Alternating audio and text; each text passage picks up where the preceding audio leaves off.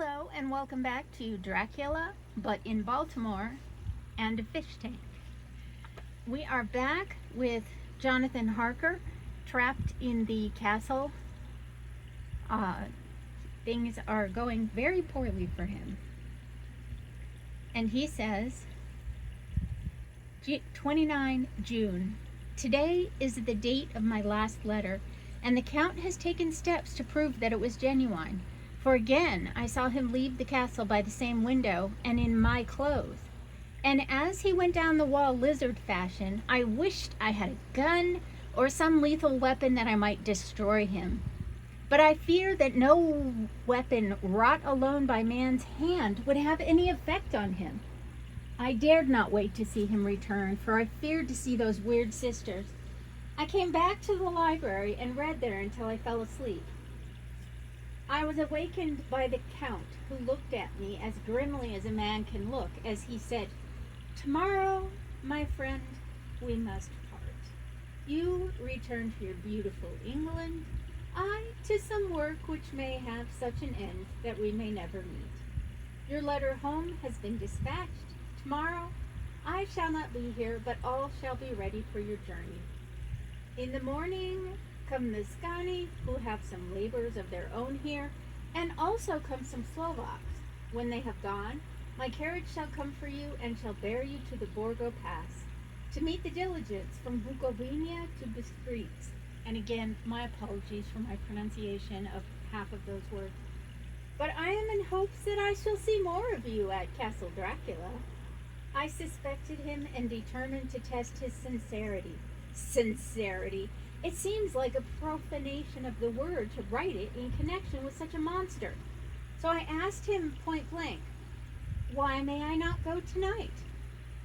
"Because, dear sir, my coachman and horses are away on a mission." "But I would walk with pleasure. I want to get away at once." He smiled, such a soft, smooth, diabolical smile that I knew there was some trick behind his smoothness. He said, "And your baggage?" "I don't care about it. I do not care about it. I can send for it some other time." The Count stood up and said with a real courtesy, which made me rub my eyes, it seemed so real, "You English have a saying which is close to my heart, for its spirit is that which rules our boyars. Welcome the coming, speed the parting guest. Come with me, my dear young friend. Not an hour shall you wait in this house against your will. Though sad am I at your going, and that you so suddenly desire it. Come." With a stately gravity, he, with the lamp, preceded me down the stairs and along the hall. Suddenly he stopped. "Hark!" That's funny to me because no one says hark.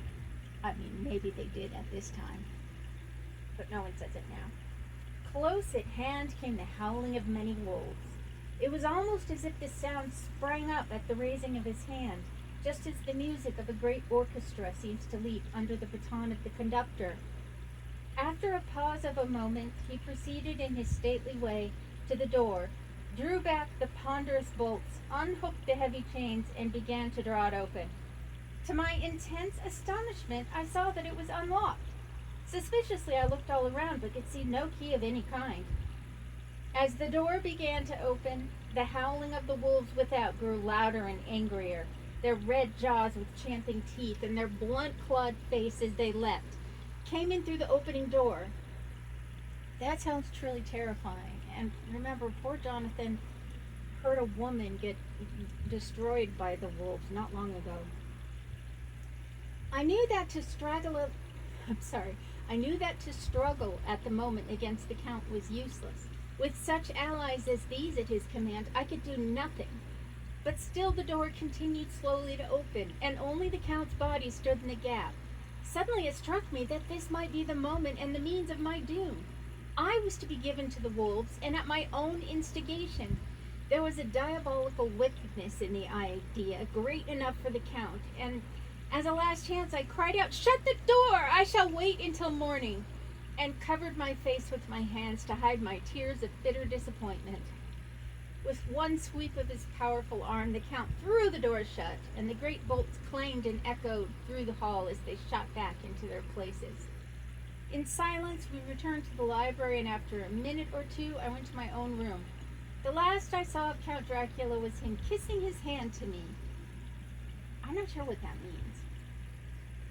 With a red light of triumph in his eyes, and with a smile that Judas in hell might be proud of.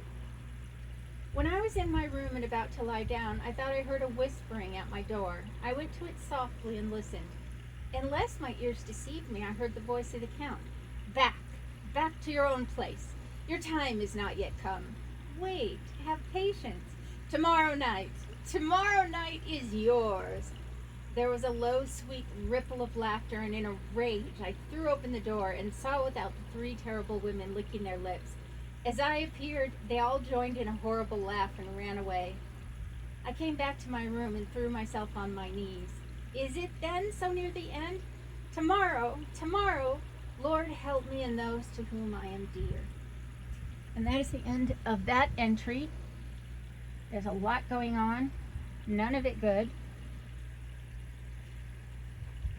I'm tempted to think that maybe Jonathan wasn't eaten by these women, because we do have his diary. How did we get his diary?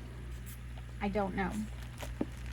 I think I mentioned that all of these papers were found in a box when I was sorting through some dregs of an estate sale, or maybe it was a storage auction. It was kind of all jumbled together. It's very scary, isn't it? Thank you so much for joining me, and I hope to see you again the next time.